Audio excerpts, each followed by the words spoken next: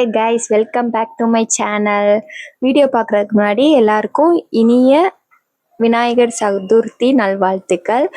So இன்னைக்கு வந்து ஒரு ஃபுட் சேலஞ்ச் தான் பார்க்க போகிறோம். விநாயகர் சதுர்த்தினால 24 ஹார்ஸ் கொலக்கட்டை ஃபுட் சேலஞ்ச் தான் பண்ண போகிறோம். Variety kozhukattai. So morning, afternoon, evening, night 24 ஹார்ஸுமே நம்ம கொலக்கட்டை தான் சாப்பிட்டாதான் கொலக்கட்டையை வச்சு தான் சாப்பிட போகிறோம். ஸோ வாங்க வீடியோக்குள்ளே போகலாம். இந்த வீடியோக்காக நான் எந்த கொலக்கட்டையும் நான் பண்ணது கிடையாது. இதுதான் இந்த வீடியோக்காக தான் நான் கற்றுக்கிட்டேன். ஸோ எங்கள் அம்மாட்ட சொல்லியிருந்தேன் எப்படி செய்கிறதுன்னு மட்டும் கேட்டு வச்சிருக்கேன். ஸோ இது வந்து மார்னிங்னால நம்ம சத்தா சாப்பிட்றனால சத்து மாவு கொலக்கட்டை பண்ண போகிறோம். ஸோ எப்படி ரைமிங் பார்த்தீங்களா, நோட் பண்ணிக்கோங்க. அதுக்கப்புறம் என்னென்ன கொலக்கட்டை பண்ண போகிறேன்னு எனக்கும் ஒரு ஐடியாவும் கிடையாது. எங்கள் அம்மா வந்தோடனே தான் கேட்கணும் என்னம்மா கொலக்கட்டை என்னென்ன மாதிரி இருக்கு அப்படின்னு. ஸோ லைக் பண்ணிடுங்க, சப்ஸ்கிரைப் பண்ணிடுங்க, பெல் ஐக்கானை கிளிக் பண்ணிடுங்க. ஸோ நான் சொன்ன மாதிரி சத்து மாவு கொலக்கட்டை பண்ண போகிறோம். அதுக்கு உங்கள்கிட்ட சத்து மாவு இருந்தால் சத்து மாவு எடுத்துக்கோங்க. அப்படி இல்லாட்டி கூட பால்வாடியில் கேட்டால் கொடுப்பாங்க. அந்த சத்து மாவு தான் எங்கள் வீட்டில் அது நிறையாவே இருக்கும் எப்போவுமே. ஸோ சத்து மாவு கொலக்கட்டை வந்து நாங்கள் எப்போவுமே அடிக்கடி செஞ்சு சாப்பிட்றதும் தான். அதனால தான் சத்து மாவு கொலக்கட்டை காலையில் ரெடி பண்ணிடலான்னு நினச்சேன். அதுக்கப்புறம் நான் இதில் வாய்ஸ் ஓவர் கொடுக்கறதுக்கு காரணம் வந்து மைக்கை வந்து நான் ஆட் பண்ணலை. ஸோ இதில் இனிமேல் ஃபுல்லாக நானாக தான் பேசியிருப்பேன். ஏன்னா மைக் வந்து ஆட் பண்ணியிருக்கேன்னு நினச்சி நான் பாட்டுக்கு பேசிகிட்டே இருந்தேன். கடைசியில் பார்த்தா தான் மைக்கை ஆட் பண்ணலை. நீங்கள் வந்து சத்து மாவை வந்து லைட்டாக தண்ணி ஊற்றி நல்லா பிசைஞ்சுக்கோங்க. அதில் பொட்டுக்கடலை அது போடுறேன்னா போட்டுக்கோங்க, இல்லாட்டி உங்களுக்கு இஷ்டம்தான்.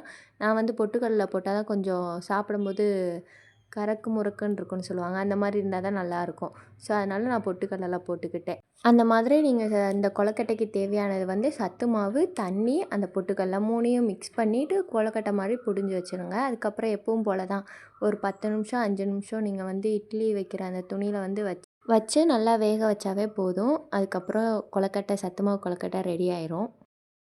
ரெடி ஆயிடுச்சு பிரேக்ஃபாஸ்ட். ஸோ இதான் கொலக்கட்டை, சத்து மாவு கொலக்கட்டை. நல்லாயிருக்கும், நீங்களும் வீட்டில் செஞ்சு பாருங்கள். இந்த ட்ரெஸ்ஸோட லிங்க் வந்து நான் உங்களுக்கு டிஸ்கிரிப்ஷனில் தரேன். இந்த ட்ரெஸ் வந்து மீஷோவில் தான் வாங்கினேன், 500 இருக்கும்.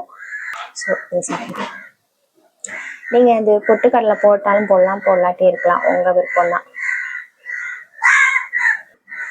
கொஞ்சம் வேகலை.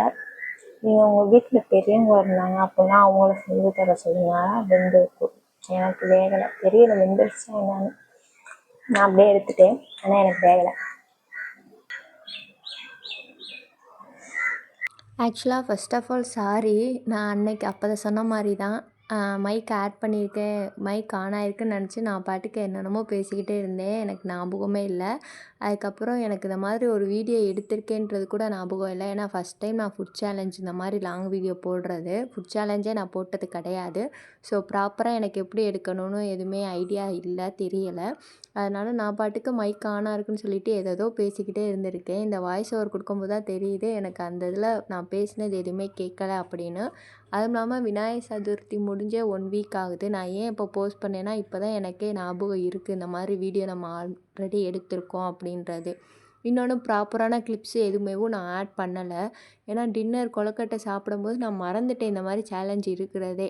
அதனால் இந்த கொலக்கட்டையை மட்டும்தான் நான் கவர் பண்ணியிருக்கேன். ஸோ எல்லாத்துக்கும் சாரி. இனி வர வீடியோவில் நான் கரெக்டாக நான் மேட்ச் பண்ணி போட்டுறேன். எவ்வளோ சின்சியராக என்ன பேசியிருக்கேனே தெரியலை. இதில் வந்து நம்ம பால் கொலக்கட்டை தான் செய்ய போகிறோம். ஆஃப்டர்நூன் எனக்கு பால் கொலக்கட்டை ரொம்ப பிடிக்கும். அது வந்து எப்படி செய்கிறதுனா, நீங்கள் பச்சரிசி மாவில் தான் செய்கிறது. அதோட ப்ரிப்பரேஷன் வீடியோவும் நான் எடுக்கலை, ஏன்னா எங்கள் அம்மா தான் செஞ்சாங்க.